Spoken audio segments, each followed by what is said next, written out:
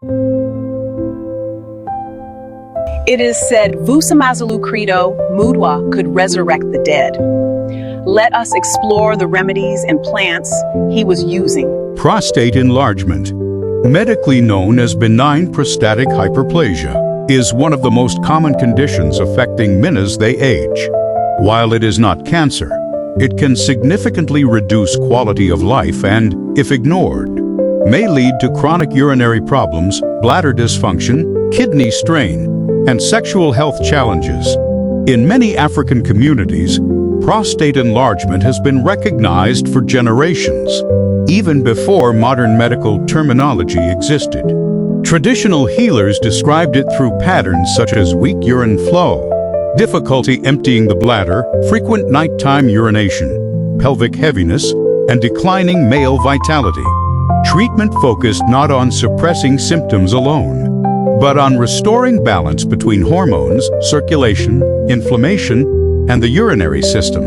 In this episode, we explore prostate enlargement from both a medical and traditional perspective, and examine how selected medicinal plants have been used to support prostate tissue, reduce inflammation, improve urinary flow, and protect long-term male health.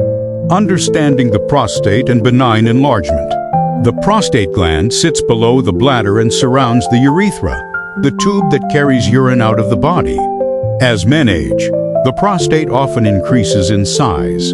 This growth is considered benign because it is not cancerous, but it can still cause serious symptoms by compressing the urethra and interfering with normal urination.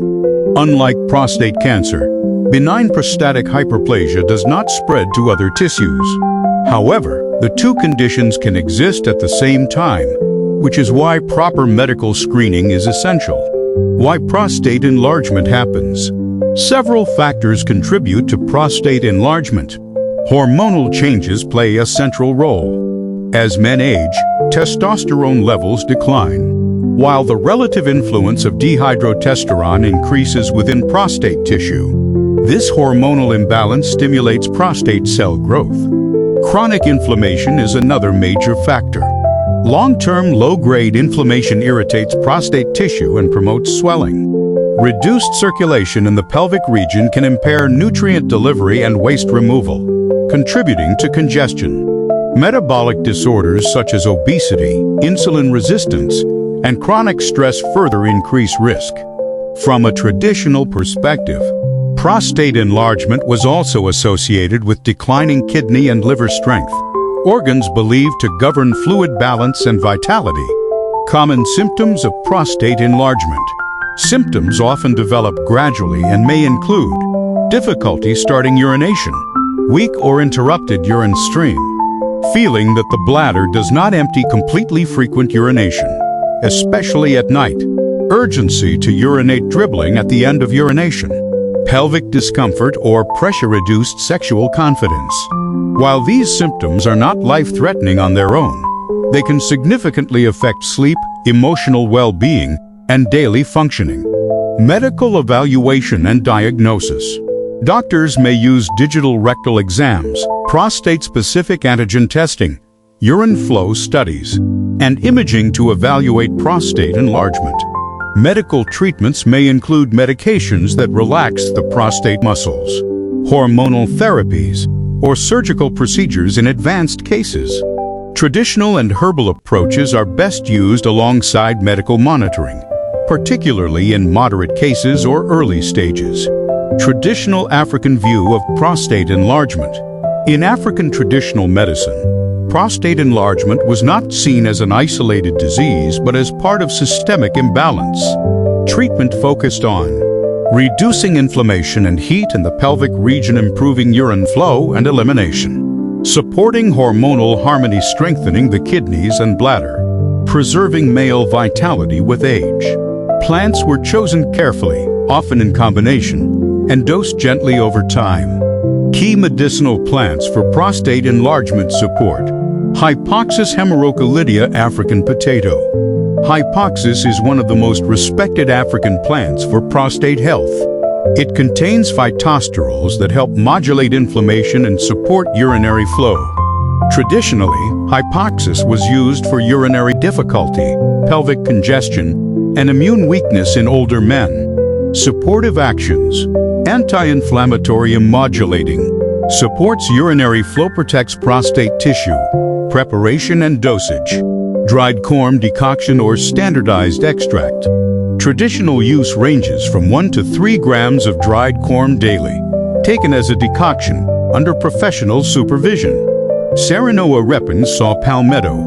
Saw palmetto is one of the most studied herbs for prostate enlargement.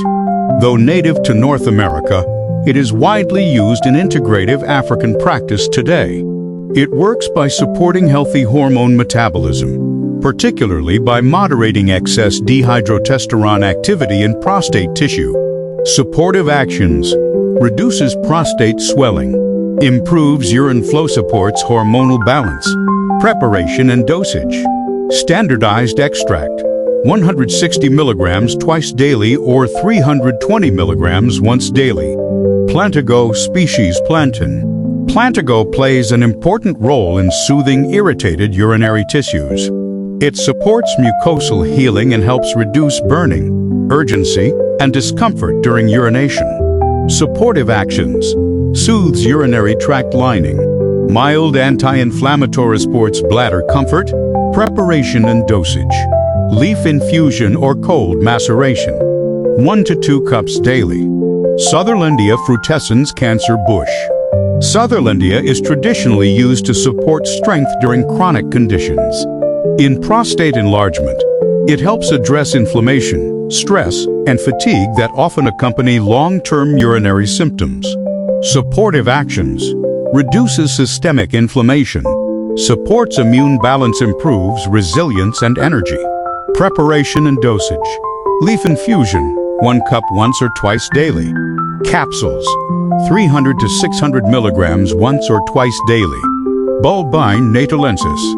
Bulbine has a long history of use for male reproductive health and prostate support.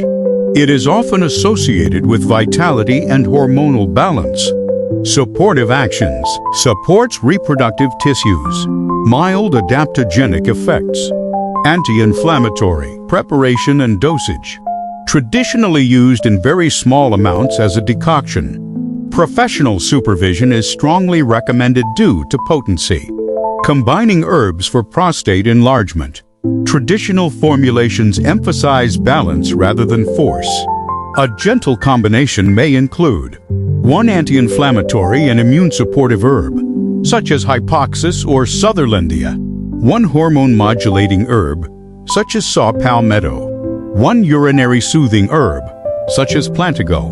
These combinations are typically used consistently over weeks or months, rather than as quick fixes. Lifestyle and dietary support. Herbal support works best when combined with healthy lifestyle practices, reducing inflammatory foods such as refined sugars and processed meats, increasing intake of vegetables, healthy fats, and fiber, maintaining regular physical activity, avoiding prolonged sitting, managing stress and improving sleep. Traditional systems emphasized movement and circulation as key to pelvic health.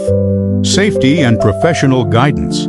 Prostate enlargement should always be evaluated by a healthcare professional to rule out cancer and complications. Herbs may interact with medications used for prostate symptoms. Men should consult a qualified practitioner before beginning any herbal protocol. In the next episode, we will explore prostate cancer prevention and early intervention, including lifestyle strategies and traditional plants used to protect prostate tissue before disease develops. Stay with us. The plants are still speaking. If this video resonated with you and you feel curious to explore natural healing more deeply, you're invited to connect with Health Habits Holistic Care. You can visit the website to learn more or book an online consultation at your own pace. This knowledge is shared in the spirit of remembrance. Plants carry wisdom passed through generations, and each body receives that wisdom differently. This information is shared for educational purposes only and does not replace personal medical care.